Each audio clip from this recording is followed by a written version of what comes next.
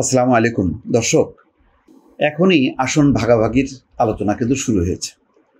মেরুকরণ হচ্ছে নানা রকম নির্বাচনী মেরুকরণ।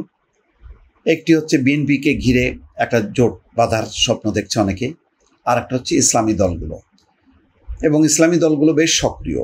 তারা মনে করে যে তারা জোটবদ্ধভাবে নির্বাচন করলে এনসিপি সহ প্রশাসন অন্যদের সহায়তায় তারা ক্ষমতা আসতে পারবে।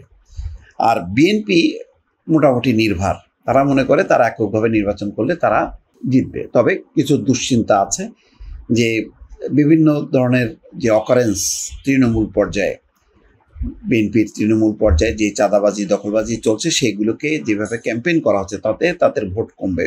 ভোট কমলেও তাদের যে সেখানে ব্যাপক কোনো সমস্যা হবে, মানে না জেতার মতন পরিস্থিতি তৈরি হবে, সেটা মনে করছে না।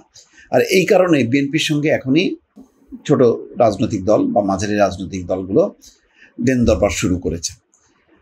অনেকে বলে যে এনসিপি নাকি বিএনপির সঙ্গে দেন দরবার করছে, আবার যদি এখানে সম্ভব না হয় তাহলে ইসলামী দলগুলোর সঙ্গে তারা জোট করবে। যুগান্তর একটি রিপোর্ট করেছে মিত্রদের কয়টি আসনে ছাড় দেবে বিএনপি। ফেব্রুয়ারির প্রথমার্ধে ত্রয়োদশ জাতীয় সংসদ নির্বাচনের সময়সীমা ধরে প্রস্তুতি নিচ্ছে রাজনৈতিক দলগুলো। সম্ভাব্য মনোনয়ন প্রত্যাশীরা উঠোন বৈঠক, জনসমাবেশ সহ নানা কর্মসূচি নিয়ে ভোটারদের দ্বারে দ্বারে যাচ্ছেন। তবে বিএনপির সঙ্গে যুগপৎ আন্দোলনে থাকা মিত্র দল এবং জোট নেতাদের অনেকে এখনও নিজেদের আসন নিয়ে দোদুল্যমান অবস্থায় আছে। ফ্যাসিবাদ বিরোধী আন্দোলন সহ 17 বছর রাজপথে সক্রিয় ভূমিকায় থাকলেও নির্বাচনী আসন নিয়ে অনেকটা অনিশ্চয়তায় মিত্ররা। এজন্য এখনই বিএনপির কাছ থেকে আসন সমঝোতার নিশ্চয়তা চায় তারা। অন্ততপক্ষে মৌখিক আশ্বাস পেলেও নির্বাচনী আসনে তারা কাজ শুরু করতে পারবেন বলে জানিয়েছে মিত্র দলগুলোর একাধিক শীর্ষ নেতা। বিএনপি রাজনৈতিক মাঠে পরীক্ষিত মিত্র দলগুলোকে সঙ্গে নিয়েই নির্বাচনী বৈতরণী পার হওয়ার পক্ষে। সেক্ষেত্রে সমঝোতার ভিত্তিতে ঢাকাসহ সারা দেশে বেশ কিছু আসন ছাড় দিতে পারে, যেহেতু বিএনপি বলছে যে তারা জাতীয় সরকার করবে। ফলে এই কারণে তারা তো কিছু উঠায় নিয়ে আসতে হবে। এখন সেইটা করাটা খুব কঠিন হবে।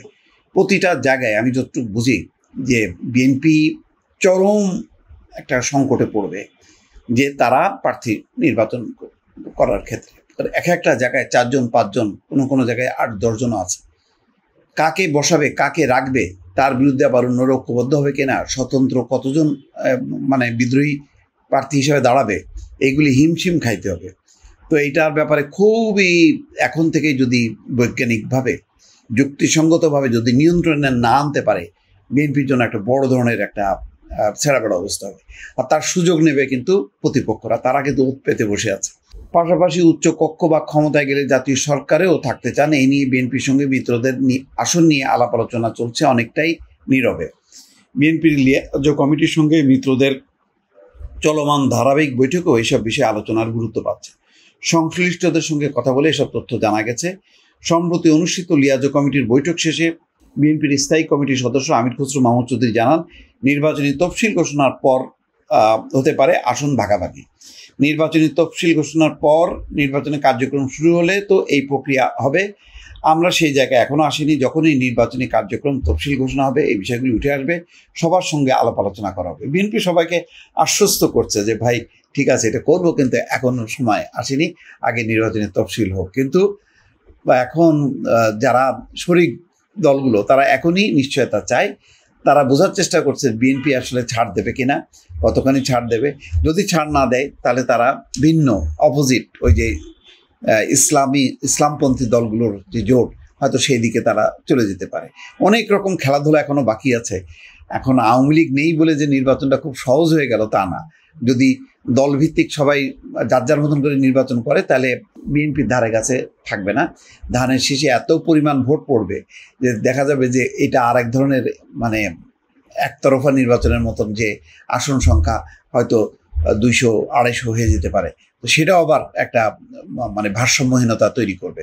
তো সব মিলিয়ে বিএনপি আভ্যন্তরীণ দ্বন্দ্ব সংঘাত মিটিয়ে ঐক্যবদ্ধ করে একক প্রার্থী দেওয়া, এটা যেমন একটা চ্যালেঞ্জ, আবার অন্যদেরকে অ্যাকোমোডেট করা এটাও একটা চ্যালেঞ্জ। সব মিলিয়ে রাজনীতির যে কত খেলা সামনে আছে দর্শক আমরা নিশ্চয়ই দেখতে পারবো। ভালো থাকবেন। আল্লাহ হাফিজ।